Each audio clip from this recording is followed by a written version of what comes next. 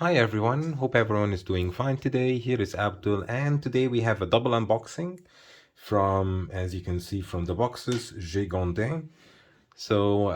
This brand, I had several watches, including this one that I already unboxed, and I will make a small 1 minute watch review.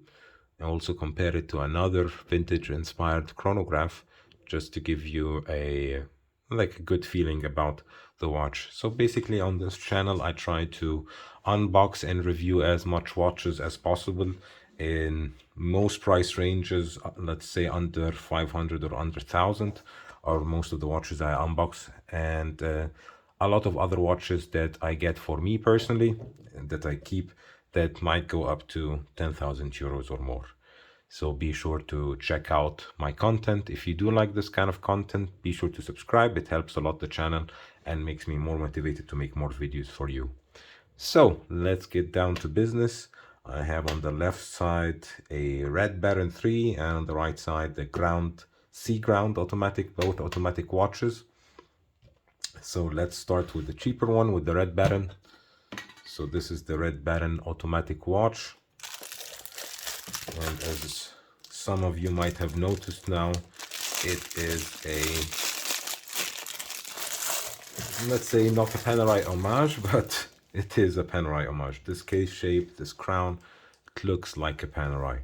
So I have an automatic movement, a Miyota caliber 8217 inside this case back with a 42 hours of power reserve. We have, let's get the dimensions out of, I use this plastic now so I don't scratch any watches because these watches I didn't buy. I'm, let's say, getting them, reviewing them, unboxing them, and then sending them back. So this is a 45 millimeters in diameter, 54 lug to lug. We'll see how it looks on my wrist. I have a 50 lug to lug maximum and even a 13.5 millimeter thickness. So a big chunky watch. I know some people like Jerry would like this watch. So as you can see, we have essential seconds, we have a 24 hours indication on the 9 o'clock and a date window on the 3 o'clock. So if we take the hands on the time setting position, it's a non-hacking. So this is second, sorry, it's it's non-hacking because the second still runs. But as you can see, the 24 hours countdown is moving. So when we move it, it changes the time. I'm trying to get a position where the hands are not obscuring the whole dial. So let's see.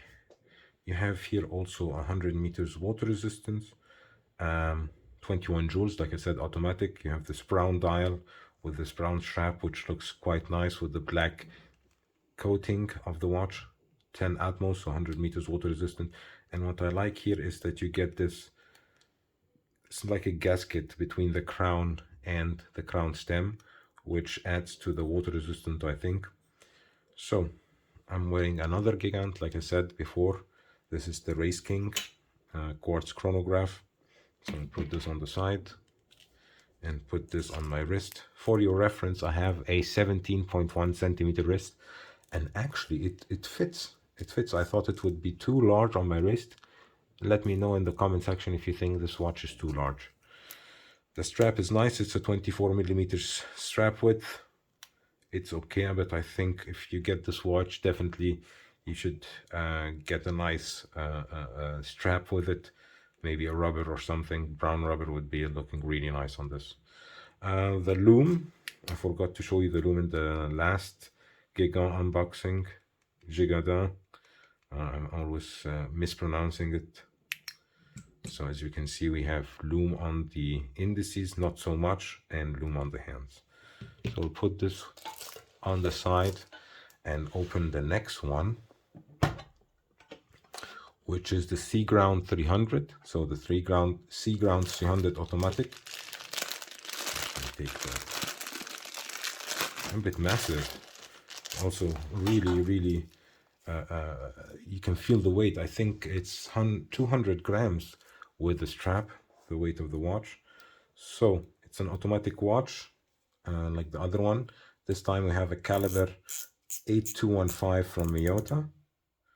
We have 120 click bezel, 42 hours power reserve, 316L steel for the case and the bracelet as well.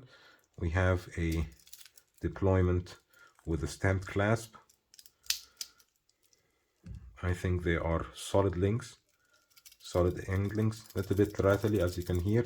Still, for the price, good quality. This is 136 euros and this was 175 euros, so pretty cheap for an automatic watch. So 43 millimeters in diameter. Lug to lug is, let me get this, 41, and thickness around 15 millimeters thickness, and the leg width is 22 millimeters. As you can see, I'll take this off. Really nice. Hacking. So it has hacking and hand winding. And date switch. Let's see. Magnifying is also good. Switch is at 12. Screw down crown for the 300 meters water resistant. Crown guards polished, finished all over. So this will get a lot of scratches. On my 17 centimeter wrist, this is how it would look like. A bit bulky, like to say, but I think if I put this on another NATO or something like that, it would put it down a little bit because of this male end links. Always male end links make the watch protrude more on bracelets. So I'll do that and show it to you guys. Maybe I'll put it also, both of them, on the Timegrapher. I'll just fill them up and put them on the Timegrapher and show you a couple of wrist shots and then my verdict on both of them. So this is how it looks like on a NATO strap. I think it looks much more compactor and much better on smaller wrists with this NATO. As you can see, it has looms on the Mercedes hands and on the pips. Not too much loom, it's not too strong. So definitely if you're looking something for more legibility at night, I would choose something else. So let's put it on the Timegrapher and see how these Miyota movements are working. So as we can see, it's running around plus 11, plus 12 seconds per day, high amplitude of 278, 0.4 millisecond beat error, and running on 21,600 vibrations per hour. So I'll put the other one to see the other caliber. So this is the caliber 8215 Miyota. Let's see the caliber 8217, how it will perform. And we always need to switch off, switch on, so we have a correct reading for the watch. So if we look at this, at the little bit up and down, plus 15, plus 10, very high amplitude, so that's really good. That means that the movement is healthy, 326. An okay beat error of 0.2 milliseconds in comparison to 0.4 in this one, and a lower amplitude, still running on 21,600, I think, 21,600 vibrations per second. So this is the caliber 8217. So my final verdict. I think this watch, or both of them, offer a great deal for the money, especially if you're looking for something automatic. In the homage wise, there's a lot of homages on the market, and this one felt like really good. The bracelet felt really stable. I think I'd put just another clasp on it, maybe a drilled milled clasp instead of this stamped one. Other than that, the bracelet looks good. Just it's not made for smaller wrists. I have a 17 centimeter wrist, and this one is actually okay, even though it's 55 millimeters in lug to lug. I wouldn't recommend it for wrist size smaller than mine. But at the same time, if you have a 17 centimeter plus wrist, I think you would get away with wearing this on the strap and this on the NATO, or even a rubber strap. So if you have any questions about any of these watches or any other watch, please leave them in the comment section. And this is an invitation to like, subscribe, and hit the bell button. And hopefully see you in the next one. Bye bye, everybody.